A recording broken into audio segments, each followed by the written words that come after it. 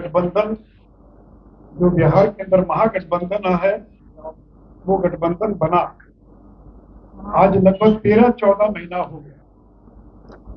एक भी बड़े नेता का नाम बताइए, एक भी नेता का जिसने जनता दल यू की सदस्यता ग्रहण की हो, जिसने राजद की सदस्यता ग्रहण की हो, एक का भी नाम बताइए। और उल्टे महागठबंधन और खास करके जनता दल यू रोज कमजोर होता जा रहा है। श्री उपेंद्र कुशवाहा अलग हो गए, श्री आरसीपी सिंह अलग हो गए, श्री जीतन राम मांझी अलग हो गए। अब आप सोचिए कि ये तीन जो बड़े नाम हैं जो महागठबंधन में थे, आज ये तीनों नेता कहां हैं? आज हमारे साथ खड़े हैं। और जनता दल यू के प्रमोद चंद्रवंशी एक बड़े नेता रहे, जनता दल यू के आज कहां है? राजीव गुप्ता पिछले दिनों भारतीय जनता पार्टी में शामिल हुए, प्रोफेसर रणवीर नंदन बीजेपी में शामिल हुए, और आज ललन पासवान बीजेपी में शामिल हुए। ये तो जनता दल यू के टूट का सिलसिला प्रारंभ हो गया, और अगला लोकसभा चुनाव आते आते जनता दल यू को टूटने से कोई बचा नहीं पाएगा। बारी बारी से एक एक करके लोग जनता दल यू छोड़कर भारतीय जनता पार्टी में शामिल हो। मेरे मित्रों, जब नीतीश कुमार ने ऐलान कर दिया कि तेजस्वी यादव उनके उत्तराधिकारी होंगे, कोई जनता दल यू का कार्यकर्ता वो नीतीश कुमार को तो स्वीकार कर सकता है, लेकिन तेजस्वी यादव को अपना उत्तराधिकारी स्वीकार करे वो कभी बर्दाश्त नहीं करेगा। और आज इसी का परिणाम है कि एक एक करके लोग जनता दल यू छोड़कर बीजेपी में शामिल हो गए। अमिताभ मंगल जी बात कर रहे थे महागठबंधन की। 13 सितंबर को गठबंधन की कोऑर्डिनेशन कमेटी की बैठक हुई, भोपाल में रैली तय हुई। कमलनाथ ने एक तरफा रैली स्थगित कर दिया, और आज 19 अक्टूबर है, सवा महीना हो गया। महागठबंधन के कोऑर्डिनेशन कमेटी की बैठक कब होगी ये कोई नहीं जानता।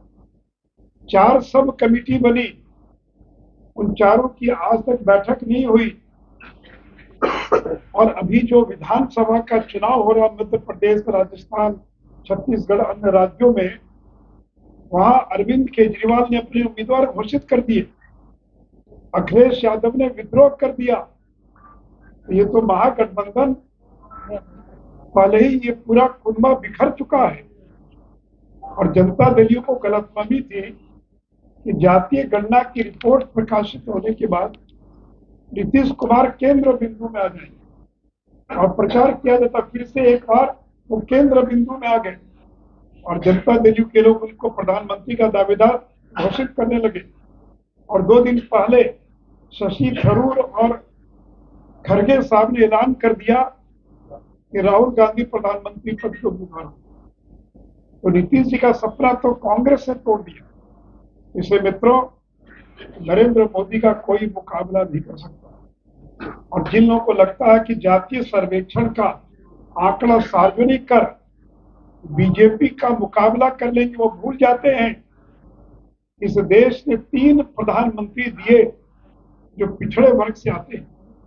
पहला देवगौड़ा, जिसकी सरकार को 11 महीने में कांग्रेस ने गिरा दिया। फिर चौधरी चरण सिंह, जो संसद का मुंह भी नहीं देख पाए और कांग्रेस ने समर्थन वापस लिया। और तीसरे प्रधानमंत्री नरेंद्र मोदी, जो 9 साल से विरोधियों की छाती पर मूंग दलकर और गरीबों की सेवा करने का। नीतीश जी 2014 में 2 सीट पर सिमट गए थे, इस बार बिहार में आपका खाता भी नहीं खुला। और इसलिए मित्रों, मैं फिर से एक बार ललन पासवान जी का स्वागत करता हूं, और आप सभी लोग आज यहाँ पर जो शामिल हुए हैं उन सभी का स्वागत करते ये विश्वास प्रकट करता हूं कि 2024 में तीसरी बार नरेंद्र मोदी को देश का प्रधानमंत्री बनाएंगे, और 2025 में बिहार में भाजपा की सरकार बनाएंगे। जय हिंद, जय भारत, वंदे मातरम।